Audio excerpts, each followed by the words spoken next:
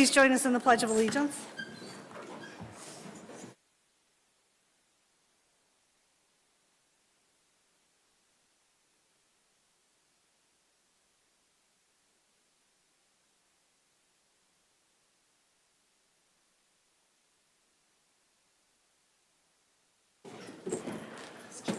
Welcome to our Monday, March 3rd school board meeting. We will begin with our agenda approval, deletions, additions. Dr. Baracco.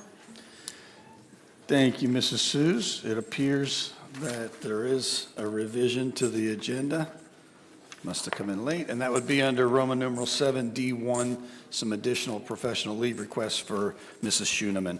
Otherwise, the agenda is as published last week. Seek approval. We have a motion from Dr. Malco, I'll second. second from Ms. Kelly. Any discussion? Hearing none. Mr. Marshall. Aye. Ms. Talent. Aye. Dr. Malco. Aye. Ms. Kelly. Aye. And I am an aye. Motion passes. Is there any correspondence this evening, Ms. Kelly? There is not, Mrs. Suze. Thank you. All right, we'll go right into our liaison committee updates. Mr. Marshall. Nothing to report this evening. Thank you. Thank you. Ms. Talent. I have nothing to report. Dr. I have Ma- nothing to report this evening. Thank you. Thank you. Dr. Malco. I have nothing to report on the Education Foundation. It meets next week. Dyer Parks is not meeting until March 13th, so they can get bids. And legislative, I'm sure Larry will give us a good update, and I would prefer to defer to him. Thank you. Thank you. Ms. Kelly. And my meetings aren't until this week and next week, so at the next meeting, hopefully I'll have something. Thank you. And the only thing I have is Dollars for Scholars. As of Sunday, we had 77 senior applicants, so we look forward to presenting those scholarships in the spring. And on to our official school board business topics, consent agenda. Dr. Baracco. Thank you again, Mrs. Suze. Seek board approval for the minutes from both our executive session and regular board meetings on February 17th. Also seek board approval for the claims, payroll, and extracurricular expenditures you received in your packets last week. Move to approve? Motion for Ms. Kelly, and I will second that. Any discussion? Hearing none. Mr. Marshall. Aye. Ms. Talent. Aye. Dr. Malco. Aye. Ms. Kelly. Aye. And I am an aye. Thank you. There is no public comments regarding action items, so we'll move into our official school board business topics, regular agenda. Dr. Baracco. Thank you. Our first item this evening is to hear from our parent group, CPAC, and I'm going to turn it over to Becky to introduce the people who will be making those award presentations this evening. Okay, so I'm going to introduce our Special Education Parent Advisory Committee to present our awards. So coming up, we have Angie Burton, Humera Muhadeen, Jenny Yeager, Nicole Manasopoulos. Did I say that right, Nicole? You did. Okay. Lynn Garrison and Heather K. Brood. Well, thank you for having us today. Could you use the microphone so our folks at home can Do you want hear? my back towards? That's okay. It's fine, yeah, it's fine Don't if you get you have on your this back. camera. You can turn it. Well, thank you for having us, and we're excited to present something wonderful today, but we wanted to say a little bit something about who we are.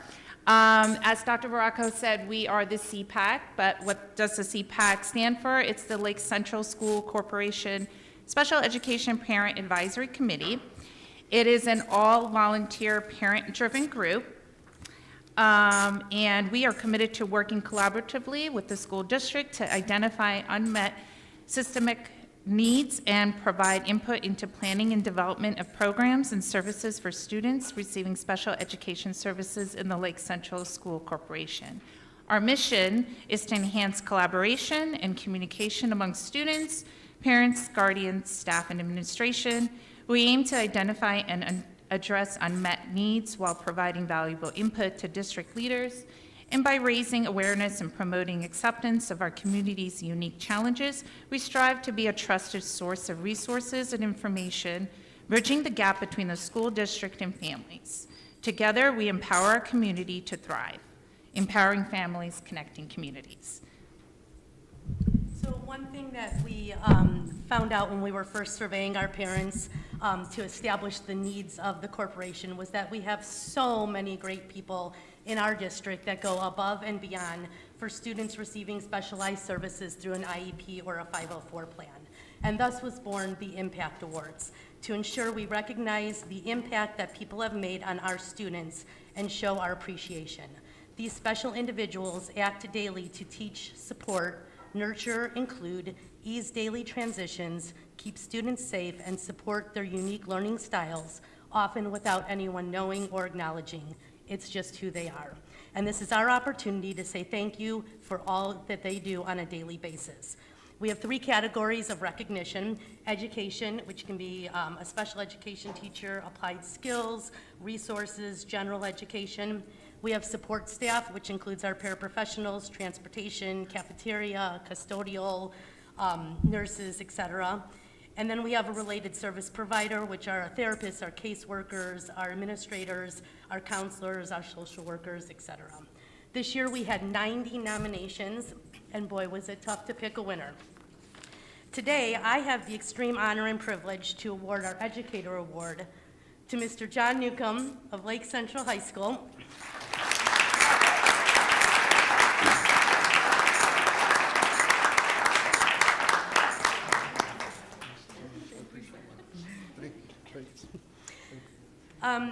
Mr. Newcomb received 3 nominations, and these are just a few of the amazing things that parents had to say about him. Mr. Newcomb not only goes above and beyond in the classroom, but he builds relationships with his students. He builds a rapport of trust, safety, compassion, honesty, and 100% genuine love and deep understanding of my child's individual needs. He not only builds a rapport with his students, but he makes it a priority to do so with the parents of his students. He truly wants to get to know us because we are the biggest part of our child's life. The one thing that has stood out the most about Mr. Newcomb is that he doesn't ask for recognition. He isn't in search of awards. You can see his reward is when he sees his students show progress, and the smiles on their faces is just enough for him. Mr. Newcomb is one of the best. Not only is he an excellent teacher, but he is also an excellent all-star coach, and he has shown up at Special Olympics bowling, driving all the way to Indianapolis just to support his students at the state tournament. John Newcomb deserves this award for the shining educator that he is. Lake Central School Corporation is blessed and fortunate to claim him as one of theirs.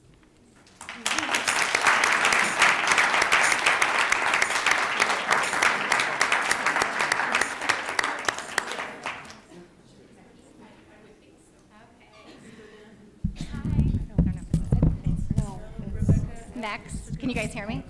Next, we have our support staff, Miss Becky Sesniak. She's a paraprofessional at Vivitch.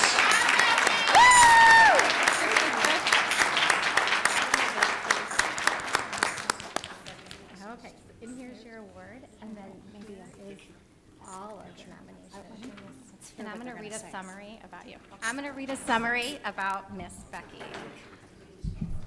Some parents wrote that Becky exemplifies all of the qualities that are deserving of this award and so much more. In the educational world, paraprofessionals serve a very important role in each student's life.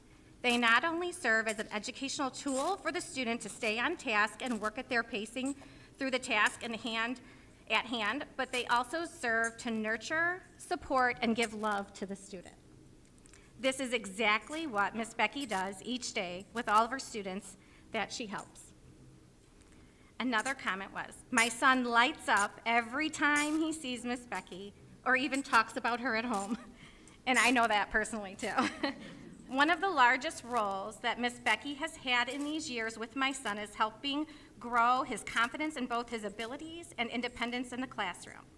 At the start of the school year, my son did not like school and was having a tough time adjusting. But with Miss Becky's presence in the classroom, she was the joy that my son found in the reassurance of her hugs, in her encouraging words, and the support that she provided each day. As a mother, knowing that Miss Becky is in my son's classroom, providing the best support for both his education and well-being, reassures my heart that my son will be successful. Another comment is, my daughter can be difficult to control at times. However, Miss Becky creates an environment that calms my child and allows her to follow the lessons in class. And this is a coworker's comment. Every day, she goes above and beyond to help her students. She thinks outside of the box to find ways for her students to learn, and she shows compassion and dedication to students and staff.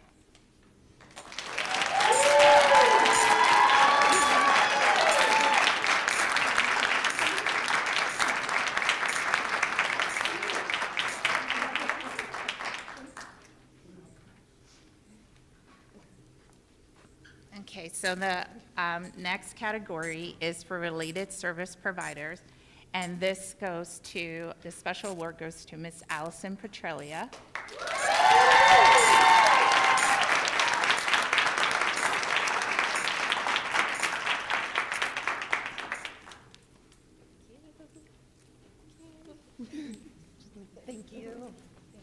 So just a few comments for you, and you know what, I'm already like teary-eyed here too. So, but just a few comments for you. My child has some significant health issues. I was absolutely terrified sending him to school. Mrs. Petrelia has gone above and beyond for me, but most importantly for my child. My child suffers from anxiety that can be a huge challenge. Mrs. Petrelia is always there to comfort my child and encourage him to class. She has attended his IEP meetings to make sure his needs are met. When I updated her on some new medical scares, she called me immediately and set up a meeting with every teacher and aide he had at that time. My son also has a sibling at Bibbage, which Mrs. Petrelia had his teacher at the meeting too. She wanted to make sure both boys' needs were met and they had the support from everyone at Bibbage. My biggest concern was if my son had a major medical issue at school. Mrs. Petrelia said she wouldn't leave my son until I got there. This not only made my nerves calm, but my son was so excited to hear that she would never leave him. My son tells me when he grows up, this one got to me. My son tells me when he grows up, he wants to be a principal like Mrs. Petrelia. Mrs. Petrelia is more than a principal. She's a loving and compassionate person. She absolutely deserves this award because she is the reason why my son loves to go to school. As a mom, I feel 100% safe knowing that Mrs. Petrelia is looking after my son. It's absolutely terrifying sending your son to school with a medical condition, but when you have Mrs. Petrelia on your side, it really makes it so much easier. And I'm crying.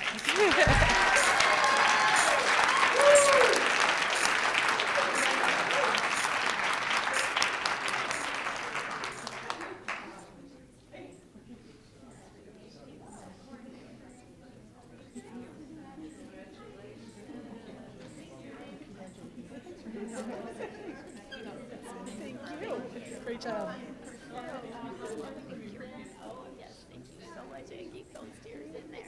Thank you.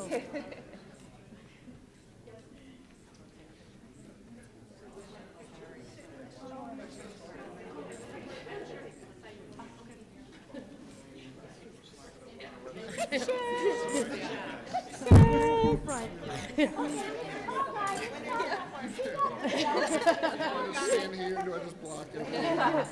I don't know where to, I'm going behind Angie. You can block me. All right. Just hold up your award. So they know who our winners are.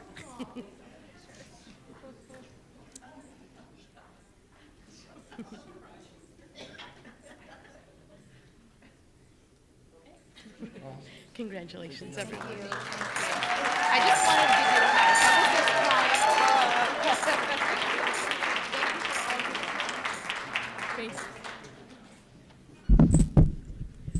The winners, do you want to come and introduce your families and friends who came with you tonight?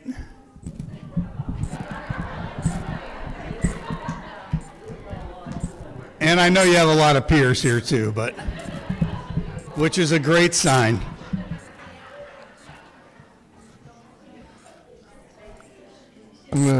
Can everyone hear me? That's good. Can I lift this up now? Can I just hold this? Cool. Hi. I got my fiance, Lauren Holden, who also is an incredible teacher here, right there. And her parents, my future parents, Ralph and Jackie, who are also incredible teachers here. I got my sister, who's an incredible teacher herself. My soon-to-be at one point sister-in-law, Veronica. She's the hardest worker I know. I got my dad. What's up, Pops? And then my mom, who's a para for 17 years at Frank Hammond. So it's for her.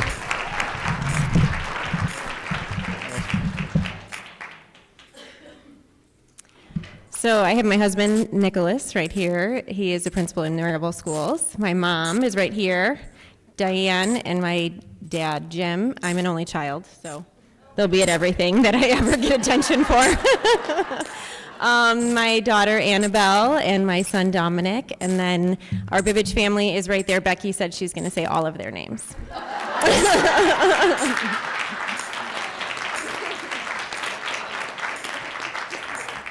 Okay, so we have all of our Bibbage family. My mom,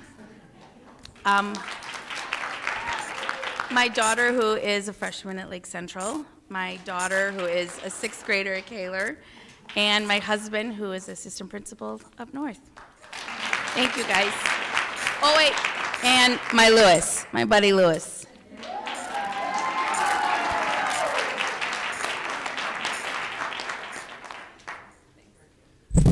Thank you, and a special thank you to our parent group for bringing this joyful occasion to our board meeting.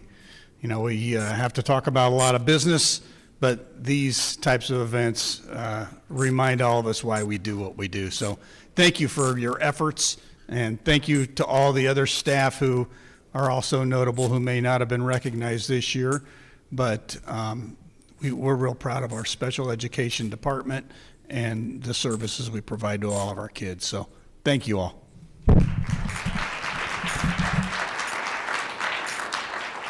And we are going to continue with the business part of our board meeting. If you have other things that you need to get along to, we understand.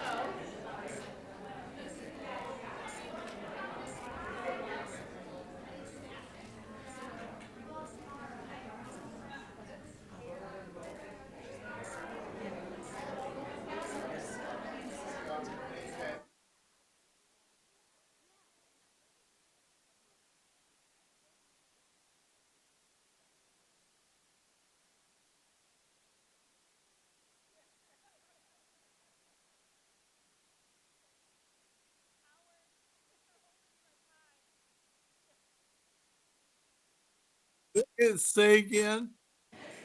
Hang on one second. You have a visitor. What?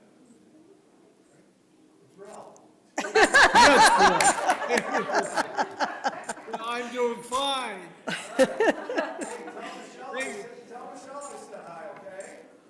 I will, Ralph. Thanks very much. All right, take care. Appreciate it. Okay. Mr. Holden was my tennis coach.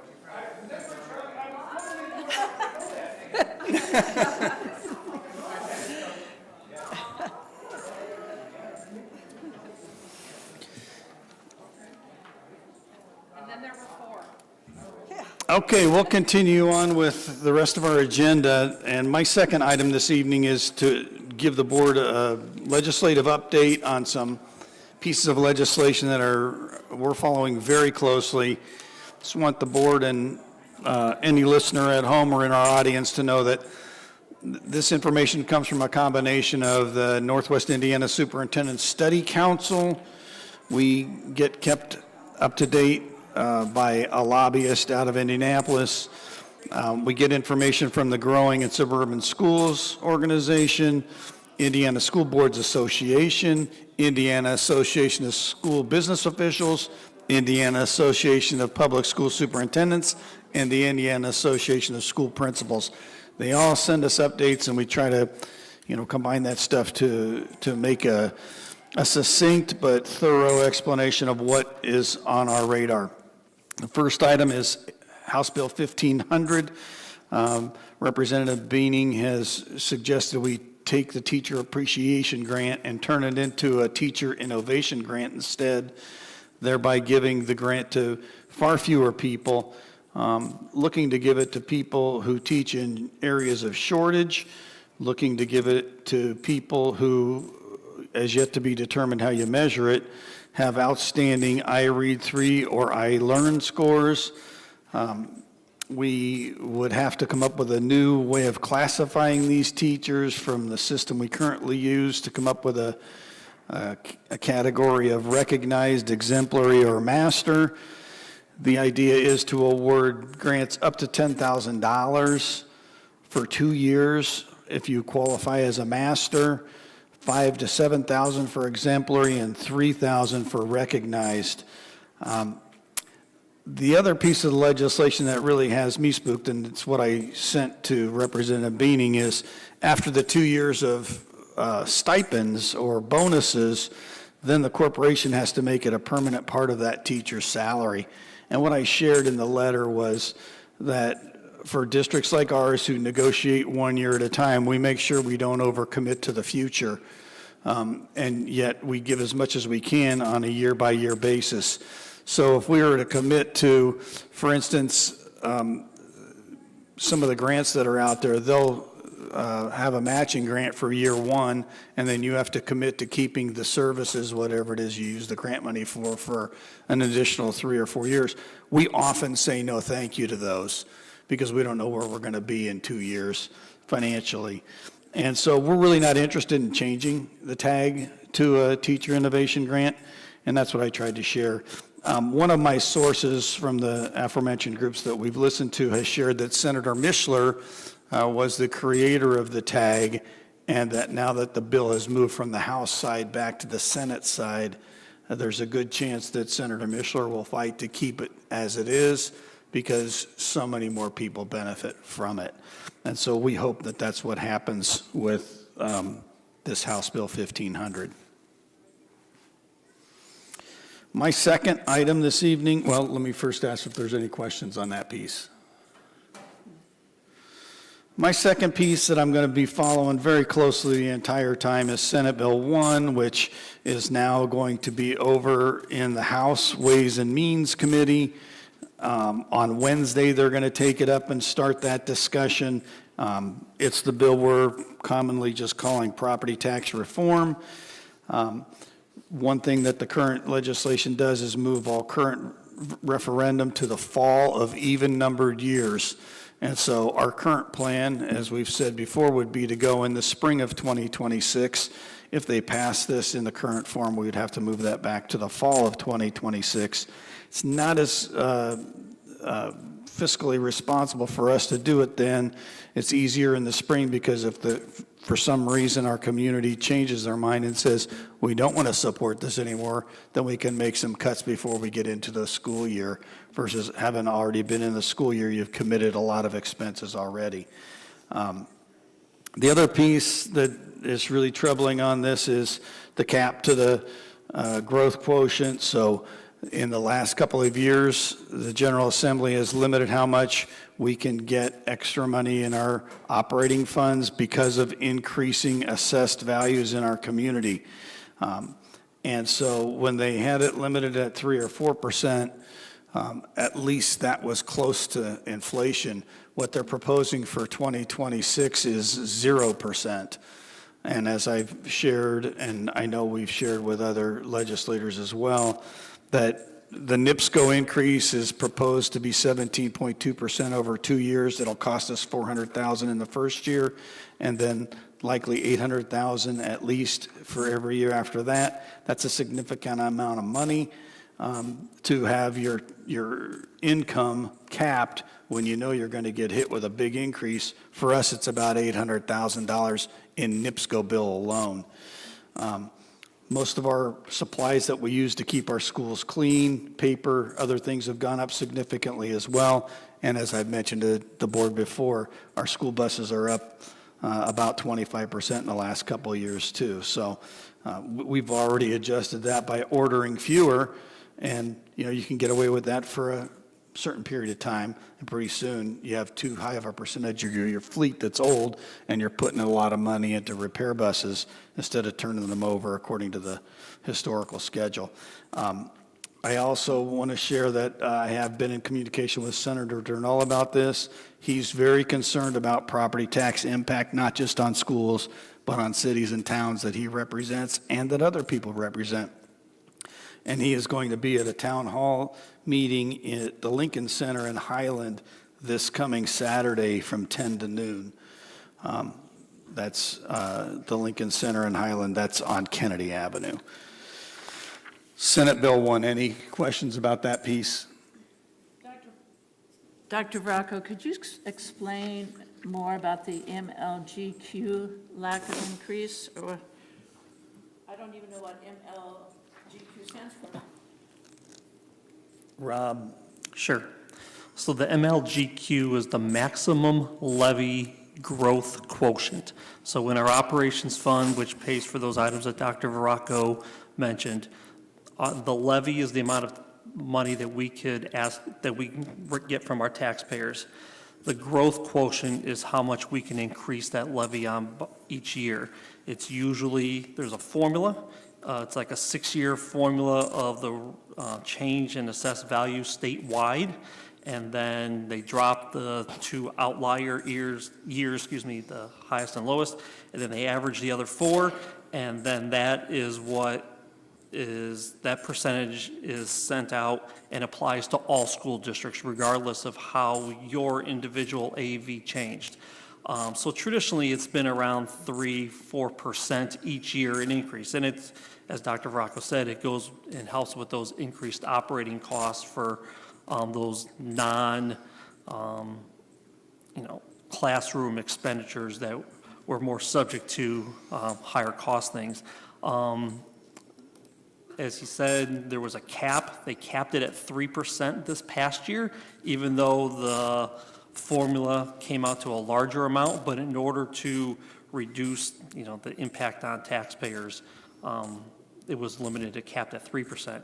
And as he said, the current version of the bill shows a 0% increase for 26, and then a 1% increase in 27, and then a 2% increase in 28. Still well below the inflationary marks. Some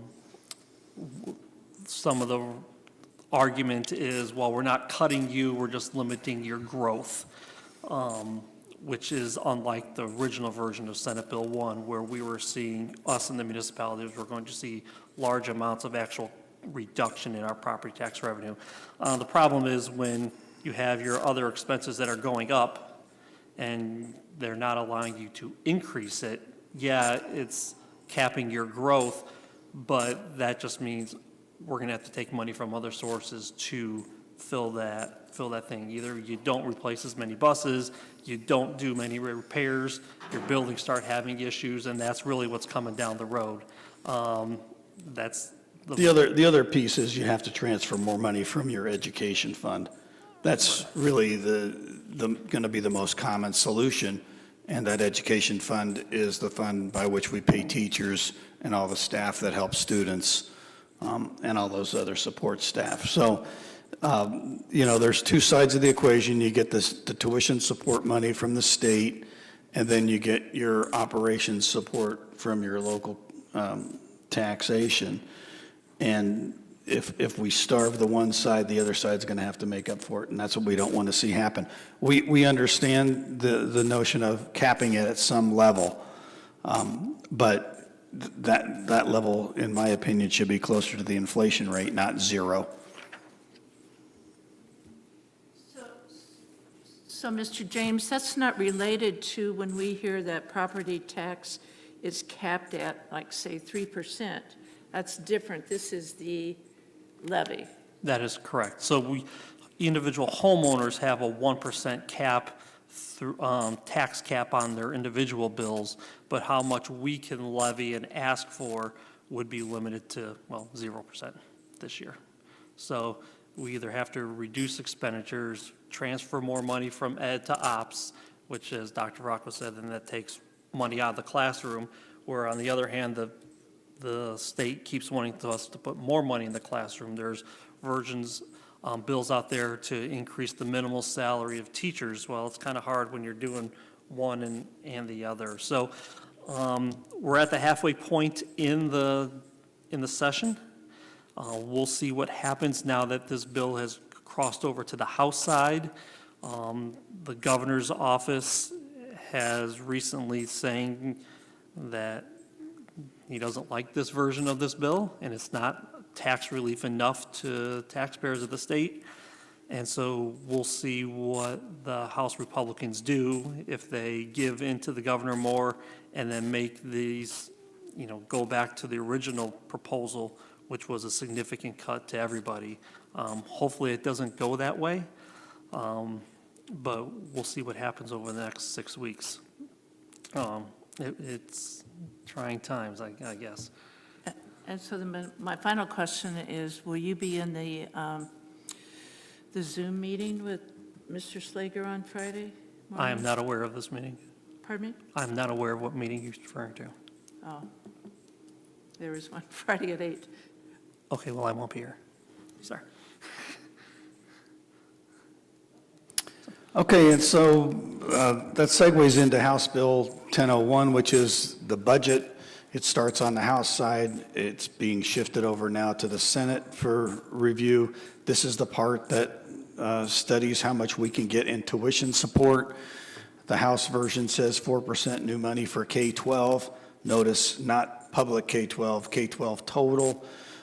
They're removing the cap on vouchers, which some estimates are then that of the new money, about half of it is going to go to the wealthiest Hoosiers, who will now have a percentage of their private school tuition paid for. The $160 million from the curricular materials has been rolled into the formula. So it looks like new money for public ed will be somewhere a little less than 1% in the tuition support side. So a small increase in tuition support coupled with flat operations fund revenue will make for a very tight budget.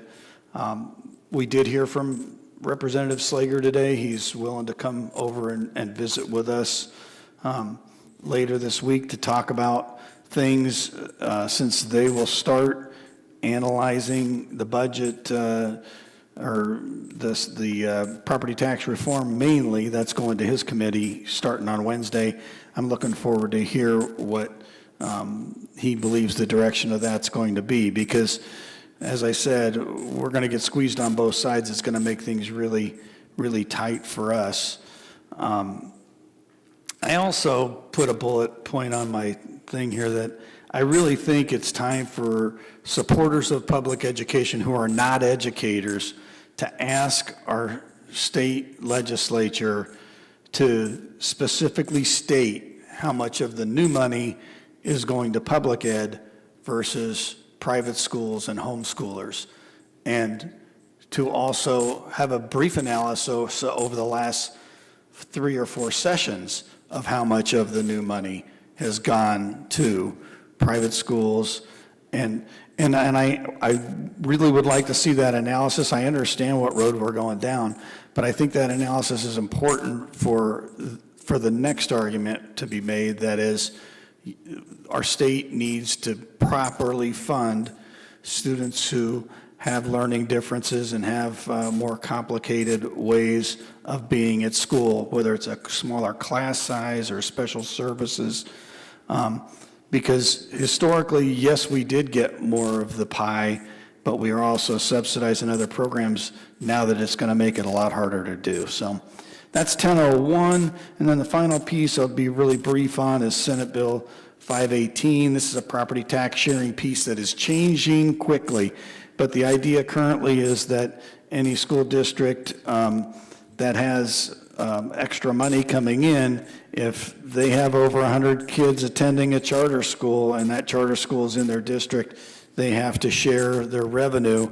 One version of the bill even said you had to share your debt service revenue. I think that may be carved out, or, because it doesn't make sense. When you do a debt service referendum, you get to bring in only what you owe to bondholders in the form of principal and interest. So if after the thing is already started, you're going to carve a piece of that out to give to somebody, and why you would give it to them, it doesn't make sense, because debt service is brought in to pay for a particular project. They don't have a project, so why would we be sharing that money with them when now we're starving our own project from being properly paid off? But there's a lot going on with 518. I bring it to your attention because there's versions that talk about sharing other operations funds, sharing referendum funds, and I think it's tricky to start contemplating. The school got taxpayers to agree to give you money, and now you're going to share it for something that they had no idea they were agreeing to years before. And so I just think we need to make sure that we share with our legislators. They need to pause on this piece, because it's getting, one of the reasons in the old days a lot of districts said it was too hard to do a consolidation is because you had two small districts. One had a lot of debt service, one had hardly any. Okay, how are you going to merge them when they have different obligations out there? And so anyway, I think when people in the community support a school system, they expect that money to stay in their community, and I agree with those folks.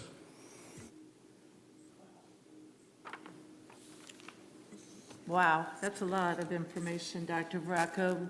Your statement about it's time for supporters of public ed outside of educators to start asking the officials those specific questions you have down here.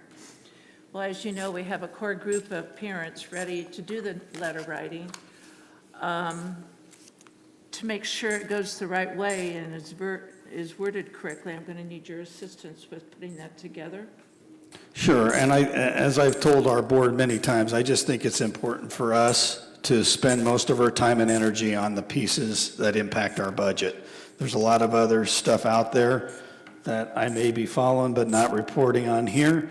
Some stuff I don't think is too bad, some stuff I don't like, but we can adjust to some of that other stuff. If we get starved of our funding, it's going to create us to be put in a situation of what services are we going to cut for the students, and that's what we want to avoid at all costs. Okay, so we'll have the outside group take care of that. I have another question for you. I noticed that there is still that bill, and I can't remember if it's a Senate bill or a House bill, about political affiliation for school board members. Do you know, does that have much power and strength behind it, or is it Yeah, I just think it has a good chance of being successful in this session. It's one of those that, like I said before, I don't care for it personally, but I'm not going to spend my energy on it. I think we can adjust to people running. There are some communities who are very worried about it. So I empathize with them, but I'm more worried about the money pieces. And I think I'd speak for all of us, the board members, that we understand that, and that should be your focus. And then we can try to augment and enrich what you're doing with taking care of some of these other issues, as long as you give us some pointers in what we need to say. Sure. The other thing I would say about partisan school boards is, people need to take a stronger interest in who's running for their school board and ask them questions about what they're going to do for the schools. How are they going to be supportive of the schools? I've, for years, said I don't know why town council run as a partisan. Their whole pitch should be, this is what I want to do for our town. This is how I think our town can get better. This is my passion about what I want to see us do. And people should vote for folks who want to make their town or their schools the best they can be. And I just don't know how party affiliation matters as much as what's in people's heart and what's what they're motivated to see accomplished in their organization. Thank you, I agree with all that. All right. No other comments or questions? Move on to our Assistant Superintendent, Mrs. Castaneda. Thank you. For my first item, I am seeking the board's approval for the personnel recommendations. So moved. Motion from Mrs. Talent, Second? second from Dr. Malco. Any discussion? Hearing none, Mr. Marshall. Aye. Ms. Talent. Aye. Dr. Malco. Aye. Ms. Kelly. Aye. And I am an aye. Motion passes. Thank you. And for my next item, I am seeking the board's approval for the professional leave requests. Motion to approve? Motion from Ms. Kelly, and I will second that. Any discussion or questions? Hearing none, Mr. Marshall. Aye. Ms. Talent. Aye. Dr. Malco. Aye. Ms. Kelly. Aye. And I am an aye. Motion passes. Thank you. Thank you. And our Director of Primary Education, Dr. Bracy. Good evening. For my first item, I am just seeking approval for the professional leave request in your packets.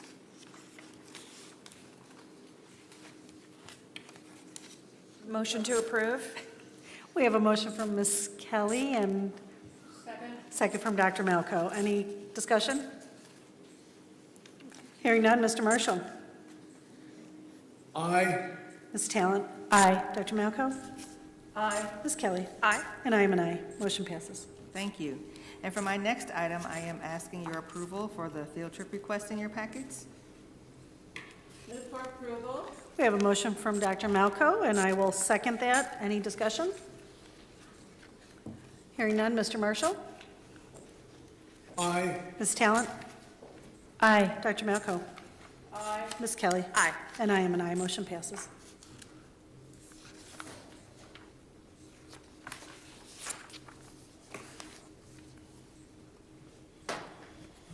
Thank you. For my final item, I just wanted to update you all on the iRead 3 process this school year. Today's the day. Today is the day a lot of our students began taking iRead. And this year, as we've been talking about all school year, is one of the probably the biggest high-stakes year because those students who don't pass iRead 3 will be retained in third grade. So some of our schools did start testing today, and the rest will test by Friday. So we all know that last year Senate Bill 1 was passed by the governor of Indiana. And, you know, although Lake Central, we do believe in foundational reading skills, and we do believe that students should be able to read those foundational or have those foundational reading skills. But we do not agree with the decision made, or we do not support it, that students should be retained in third grade simply based on an iRead test. We don't feel like that's the right thing for our students. We feel like they should have a plan, a remediation plan, not retention. So there are still 5 good cause exemptions for students who don't pass the assessment, and I'll go through those quickly. So the first one is any student who is subject to retention and has already been retained in third grade. They can go on to fourth grade if they do not pass iRead. The second is a child with an IEP if their case conference committee has decided that the best thing for them is to go on to fourth grade. They will go on to fourth grade even if they don't pass iRead. The third one is any child who is an English learner and has received services for less than 2 years, and their committee determines that they need to go to fourth grade, they will go on to fourth grade. Our next one is, and this is not a typo, we can't figure this one out. We asked the IDOE and they still have no answer. We can't figure out how this makes sense, but the fourth one is if a child in third grade passes the math portion of iLearn, yes, math, they will go on to fourth grade. And the last one is a child who has been receiving intensive services for more than 2 years, intervention services, and they've been retained more than once in either kindergarten, first, or second grade, they will go on to fourth grade. However, if a child falls in one of these categories, they still must take iRead until either they pass it or until they start their 7th grade year. Any questions so far? So when you get the scores, then you look at them and analyze which category they fall in? Well, we already know which category they all fall in. So as the scores come in, we already know where everyone is going to fall. Well, we already know, like, all the students, for example, who have an IEP, or all the ones who have an ILP because they're an English learner. So we already have these categories ready. We're just waiting for their scores to plug them in. So if they have to be retained, or if they didn't pass iRead, if they fall into one of these categories, they will go on to 4th grade, but we know they have to continue to test. But if they don't have an exemption, we have a plan. Okay, I'll just take this out. So the principals and I facilitated iRead meetings with parents, one in the fall, actually we did 6 in the fall, and then 2 this last week. And so the purpose of the first meeting was to inform parents about the requirements for 3rd grade students who do not pass iRead. So at those meetings, we had a total across all 6 schools, we had 23 parents attend. But this time, because we've gotten the word out more, the test started today, we met with parents last week, and we had a total of 71 parents, and they are angry, and we don't blame them. And we want them to be angry because this needs to change, and we feel like it won't change until the parents have used their voice. And so we've said things, we've spoken up. Dr. Baracco and I have both reached out to the state, and I'm not saying we're the only ones who've reached out, but we did inquire about another test being offered for the students, and I'll talk about that in just a second. But we did have 71 parents, and they are very angry, so things might start to change once we start to get those results back. So what is Lake Central's plan for students who do not pass this week?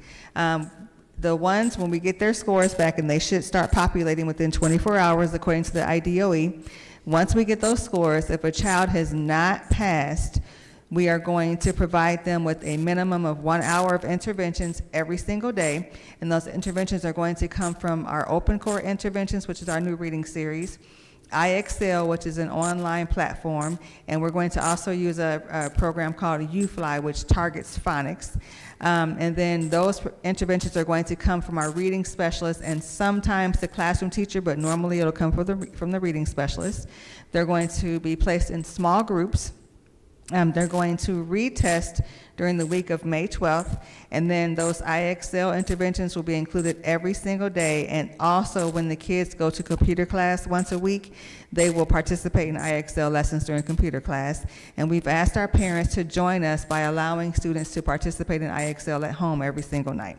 So a lot of our parents have agreed to partner with us, and they will start practicing with their kids once we get those scores back. Any questions? So what's the plan for students who do not pass in May? So students are testing this week. If they don't pass this week, they will take the test again in May, the week of May 12th. If they don't pass that week, initially, we were only able to test them during this window and then the window that opens again in May. But we reached out to the state, and thankfully on Friday, February 21st, we found out that the IDOE was allowing a 3rd opportunity. So students who don't pass the week of May 12th will have a chance to take it again in the summer after summer school. So those students who don't pass in May, they will attend summer school from June 2nd until June 13th at Watson Elementary. And the focus is reading only, and it's only for those 2nd and 3rd graders who do not pass iRead. And then at the end of that window, the last 2 days of summer school, we're going to administer the assessment again. Any questions?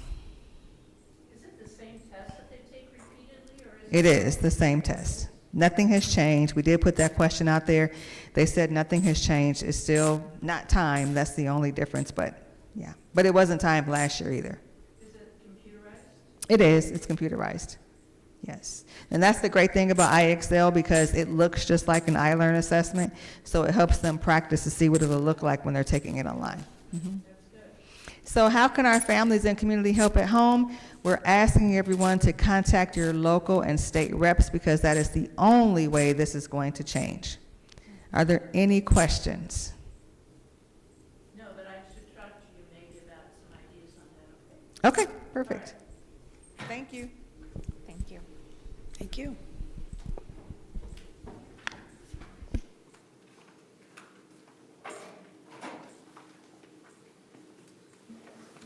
Before we transition to Mrs. Schoeneman, I just want to add that this piece that we were talking about last year during the session, our big argument with the legislators was those good cause exemptions are too tight. They're too inflexible. There are some students who test in second grade and then come really, really close to passing in third grade.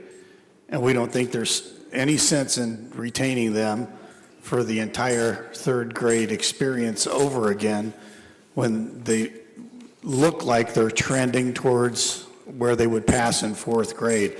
And so there are some students who score extremely low who don't have a good cause exemption, and there may be an argument for retention. We think most of the kids are going to be really close, and that argument for promotion is stronger than the argument for retention. I just wanted to share that. Have the legislators that you shared that with last year, have they added that to the plan, or do you know? Well, they always say we have to do something, Correct. okay? And my argument is that something should be intentional remediation, similar to what we're planning on doing. And we've been working already with students who were unsuccessful as second graders, even though sometimes for second graders, as a first-time test taker, kids who have the skills just didn't make it. But we just think that they are minimizing the social impact of retention. Right. Well, maybe we need to mention to them about what happens when children are retained, what happens to their emotions and their psyche. But I'm still curious, Dr. Bracy, about if they pass the math, they can go on, is that right? Yes, if they pass the math portion of iLearn, they can go on to fourth grade. So what does it say about the ELA portion? We can't figure that out. Okay. So what you're bringing up there, I think, is for most things, we look at multiple measures before we grade and/or label someone. We don't do it with one particular exam. And we've made that argument with our representatives too, that you need to put more faith in the professionals who are seeing students every day and working with them consistently and seeing them progress before you have such an inflexible policy on retention. Well, and you know, it reminds me so much, and I don't know the terminology, but it reminds me so much of the RTI process. Yeah, you do put a plan together for those children. I think it's called MSST. So yeah, most educators would do that. Yeah, whatever. Thank you. And one thing I think I left off, the principals and I, we are going to start meeting at the end of next week. For those who do not pass, then we are going to have an individual plan for every single child. Absolutely. Thank you, Dr. Bracy. And now our Director of Secondary Education, Mrs. Schoeneman. Thank you. For my first item, I'm seeking the board's approval for the professional leave requests included in your packet. Motion to approve? Second. Motion from Ms. Kelly, and a second, was that from Ms. Talent? Yes. Thank you. Any discussion? Mr. Marshall? Aye. Mrs. Talent? Aye. Dr. Malco? Aye. Ms. Kelly? Aye. And I am an aye. Motion passes. Thank you. For my second item, I'm seeking the board's approval for the field trip requests also included in your packet. We have a motion from Dr. Malco, and I will second that. Any discussion? Excuse me. Hearing none. Mr. Marshall? Aye. Ms. Talent? Aye. Dr. Malco? Aye. Ms. Kelly? Aye. And I am an aye. Motion passes. Thank you. And our Director of Student Services, Mrs. Grumala. Thank you. I included in your board packet a chart with a study that Mrs. Mestrich, my assistant, helped me with that includes some fees for surrounding preschools. So we have not raised the rates for the peer models who attend our preschools since the 15-16 school year. Wow. So it's been a while. Our preschool is a combination of students with special needs and without. So we intentionally keep our rates for our peer models low because we want them to participate in our program. And the comparison programs that we've included here are typical community preschools, so it makes sense that our rates are lower than theirs. But when you look at the fees, we are significantly lower than our comparison group here. So what we are proposing is to increase the rates for our peer models. So the proposal is to include, to increase our rate for all of our programs are half-days. So for 2 half-days, we'd like to raise the rate to $125 a month. For 3 half-days, $150 a month. And for 4 half-days, $175 a month. And this would go into effect for the start of the 25-26 school year. Our students with IEPs pay just a nominal supply fee that they pay once a year. And that's prorated depending on when they start the program because they enter kind of on a rolling basis. So I didn't include that here. We don't intend to change that. So this would just be the monthly fee for our peer model students. So I'm seeking the board approval for that increase. Motion to approve that? Motion from Ms. Kelly, Second. second from Mrs. Talent. Any discussion or questions? Well, the increases seem minimal, really.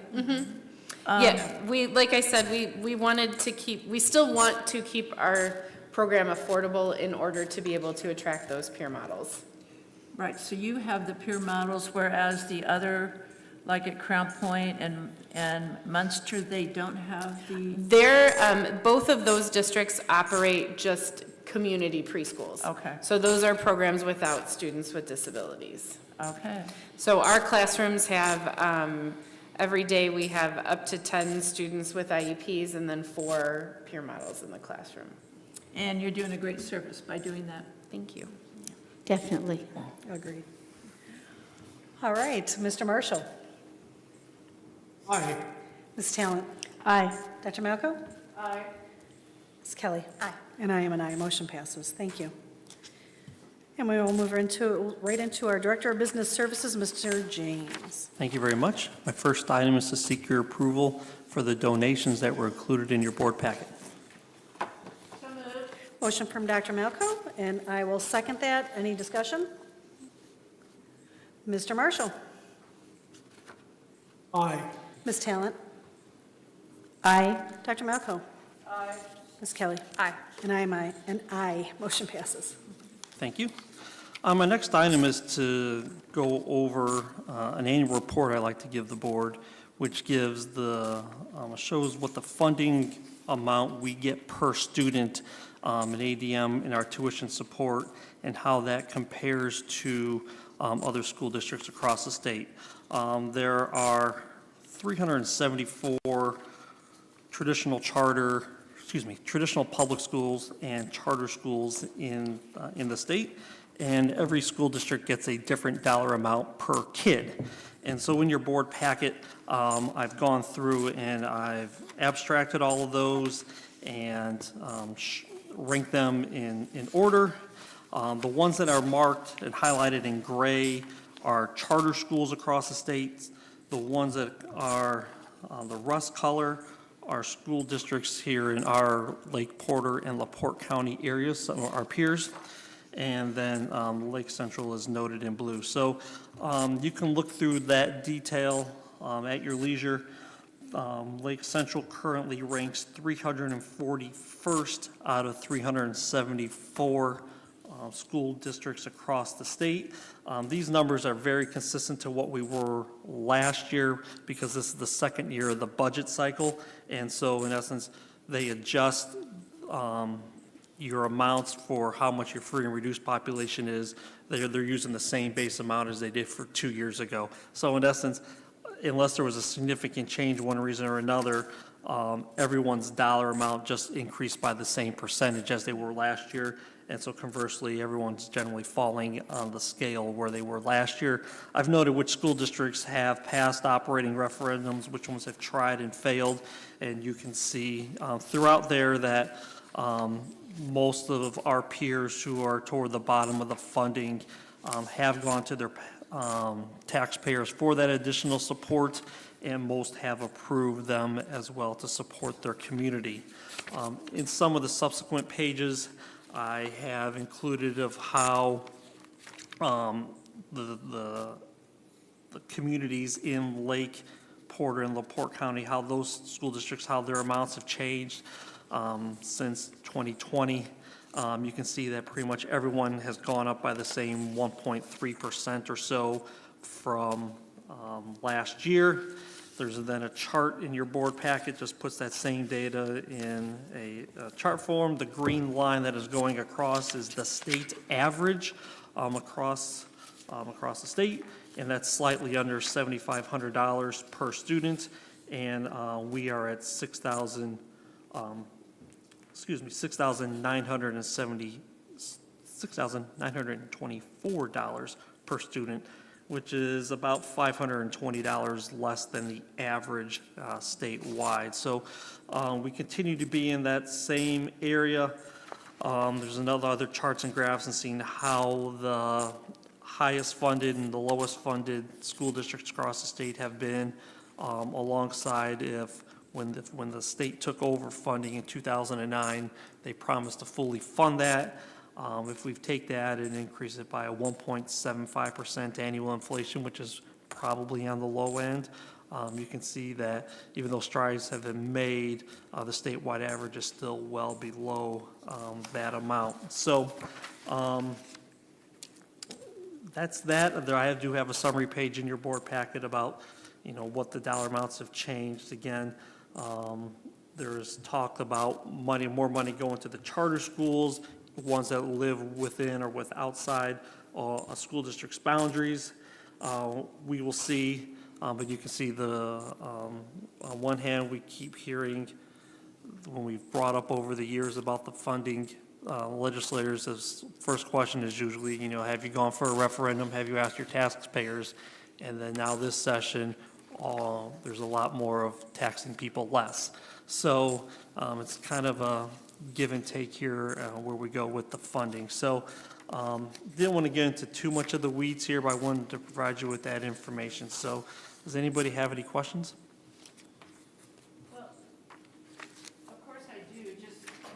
Of course I do, just because this does not make sense to me, and I know there's other variables that we don't have on here, but why in the world would we get, say, $60 less than Tri Creek to educate a child? So there's two portions of the funding formula. There's the base amount, which is called the foundation, and that's what the dollar amount that everybody gets. And from our business office and our association, we try to put more money to the base because that helps all school districts, okay? So then you have the foundation. Then on top of the foundation is what's called the complexity index. And the complexity portion takes your school district's percentage of free and reduced kids, and then that's applied to a formula. So you higher free and reduced population you have, the less money you get in complexity on top of the foundation. So really, when you look at that, the lowest funded school district is the one that has the lowest percentage of free and reduced kids in their district, and it goes all the way up. So And who would that be? Is that Carmel? Oh, you have the data. it would be there's about 30-some school districts statewide that have a lower free and reduced population than us. So even just here in our area, Hanover, Crown Point, Union, Porter Township, Munster, East Porter all have a lower percentage than we do. So their funding per child is less. So you can see the bottom is Zionsville and then Carmel after that. So. Okay, And thank you. and no one will argue that impoverished areas need more support for students, and we are not going to argue that. So, what that gap needs to be, the General Assembly has tried to lower that gap in years between the top and the bottom. So, we're just, on a selfish note, I'm really just more concerned about what we're getting and then how we can adjust our budgets accordingly, so. So one other question, and if I remember correctly, then the special ed is included and high needs get more percentage than, That's not part of this. This is only the basic tuition support. oh, that's right, because that would. Those are APC dollars for the number of kids you have in special ed. So when Becky's reported, we have so many kids at the 3 different tiers and we get X amount, that's on top of this money. This is just straight amount ADM per kid. And that comes from the federal. No, that comes from the state. You get some of that from the state too, but it's not included in this. That is correct. That's a separate grant. That's a special ed grant, then we got CTE grant, and we got an honors grant. That's all part of the state budget for what we get in our funding. So this merely looks at the percentage of free and reduced That is correct. and not the special needs students. Correct. That the special ed money generated from those kids on the December 1st count is in addition to this. Are you comfortable with the fact that the special needs are not included in this? Do you feel that with the, It's just, this is The more grant? consistent because lots of school districts don't have a special ed program. right? So you wouldn't be comparing apples to, you'd be comparing apples to oranges if you try to include those other pieces in here. I want to be even and compare everybody on the same level. Do you feel the special ed budget that you get through the special grant is sufficient? Or maybe I should. No, it doesn't. Well, I mean, we'll take all the money we can get, and we've been grateful for the increases we've seen, but it doesn't come close to covering the cost for those students in Right. those classrooms. Right, So, right. So And- the same theory is used for the special ed grant money then? If you have the high percentage of students in the high needs area, then you get increased money. correct. All right. There's no poverty factor into that. It's just how many students you have with those specific disability categories. Okay. All right, thank you. And then my last item is to give the board an update on our February ADM count. In your board packet, I've compared our fall count number to our February count here. And district-wide, we are down 111 students. I've broken that down on one page by school and then another page by the grade level. And you will see that the high school itself is down 110, so that's pretty much our change. Of that 110 at the high school, there were 71 December grads, and then we had other students leave for a variety of reasons, transfers to other schools and whatnot. And that 111 is district-wide is a net number. So not only have kids moved away, but there's also kids who have moved in. So that's where we stand here, except for the high school. Most of the other buildings were, plus or minus 5 kids from the fall count. So that happens over the period of time. So any questions on that? Okay, that's all I have. Thank you very much. Thank you, and we'll go into our public comments now. And we have a student that has signed up from Lake Central, Miss Ivy Ograzovich. Hi. I'm Ivy. I'm just here as a follow-up on an email. I'm representing the radio TV class, the AM class at ACC TV Hammond. And I was wondering if you were interested in the opportunity of sponsoring my class because we have made it to state for Skills USA comp. So Skills USA is basically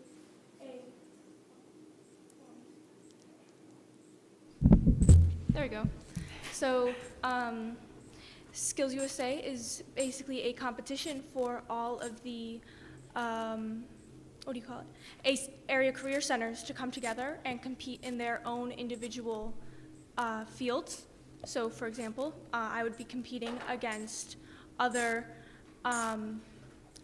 people in my TV and radio field. Now, for the sponsorship, we are looking for anywhere from $200 to $3,000 for state. there are about 11 kids moving on to state for my class.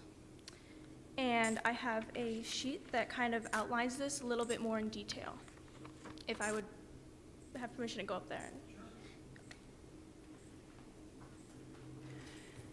Now, you said there were 11 kids. Are those 11 kids from Lake Central, or are they at the Career Center? Career Center, and then me and another student are from Lake Central. And when is your competition? Our competition is from April 11th to April 12th. It's 2 days, and it goes over 2 days. Is that in Indianapolis? It is in Indianapolis. I'm just trying to figure out who I need to give it to. I have it written down. Probably not me. Um, The important people in the Sorry, middle. it's very chaotic. Not us, Becky. So then, is this for the, oh gosh, darn it. The class, the machine shop class, do they compete there too? They do welding, yeah, and the auto shop, Okay, yes. In the print shop? and the print shop, like culinary, I know is going down there. I don't know if any Lake Central students have played it. Mrs. Seuss, did you say you were aware of this competition? My daughter, she did the print shop last year, so yes, a little bit, I have a little bit of knowledge, yes. And then, Mr. Marshall, I have one here for you too, but you're not here today, so. I'll take his because I will be dropping something off to him in the coming days.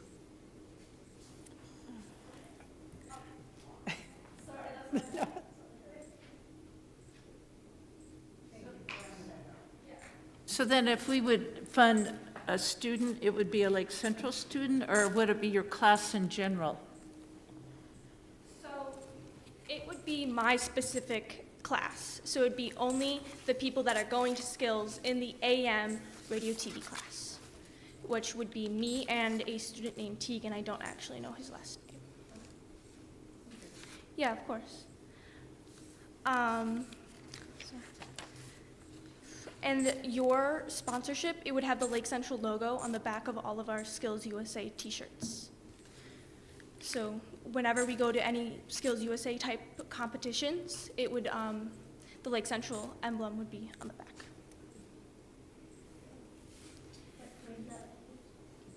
What grade level students have an opportunity to compete? 11 through 12. 11 and 12. Yeah. Are you a junior or senior? I'm a junior. Junior. Mm-hmm. Good for you. Yeah, thank you. Any other questions? Thank you for coming to speak to us. Yeah, of course. All right, now we will go to board comments and consideration of future agenda items. Mr. Marshall. Yes, I want to thank all the board members and administrators, et cetera, for your patience in awaiting my return. I hope to be back soon. Yes, do we? Ms. Talent. Yes, I just wanted to say that it was really nice to go to the track meet on Saturday morning. It was more of an intramural track meet. It was really fun. It looked like the boys were getting some of the jitters out of performing and that sort of thing. So it was nice to have a trial run for those students that are participating in track. And then having the opportunity to see the fabulous play, Mary Poppins. Oh my goodness, did they do a fabulous job. So thank you to all of those individuals that work so hard, adults and students, to provide our kids with lots of great opportunities. Thank you. Thank you. Dr. Malco. Well, and didn't you have a neat experience with some of our students? Oh, yes, I did. Well, You know, tell I us. have to tell you about the FCCLA, and you're going, what does that mean? And it's Families, Career, Community Leaders of America. And they are a national organization. They have over 50,000 members across the United States, and each year there is a state competition similar to the skills that we're talking about here this evening. And the students that compete receive medals. If they get a gold, they qualify for being able to go to national competition. And at that point, then, there are also scholarships that are given. What are they competing about? It is in the area of early childhood development. It could also be on parliamentary procedures. It can be on leadership. It could be a presentation on sports nutrition, nutrition and wellness, lesson planning. The variety is really good. And our FCCLA chapter has had, last year, 2 students that got a gold, and they competed at the national level. This year, we had about 590 students at Muncie. Dr. Malco's favorite place is Ball State. But anyway, and there are other universities, though. But there were about that many students competing, learning leadership skills, and you should see how they present themselves. It's really amazing.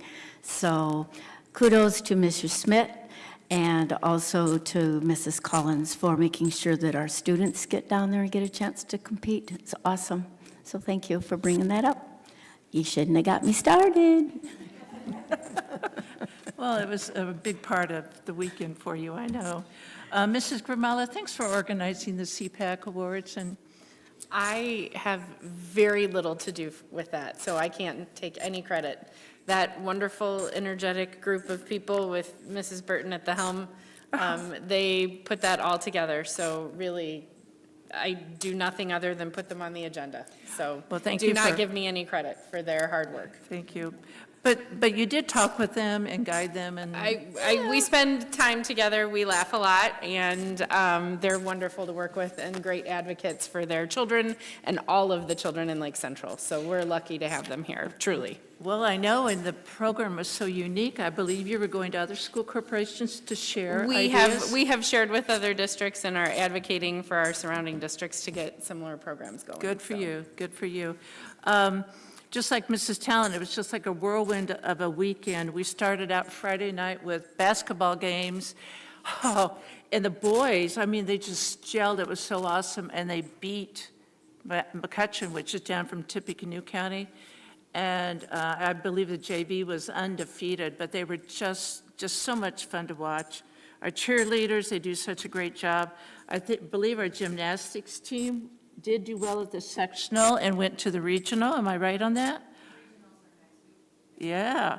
And then Saturday was State Solon Ensemble Contest. And then we had the play in there. That was wonderful.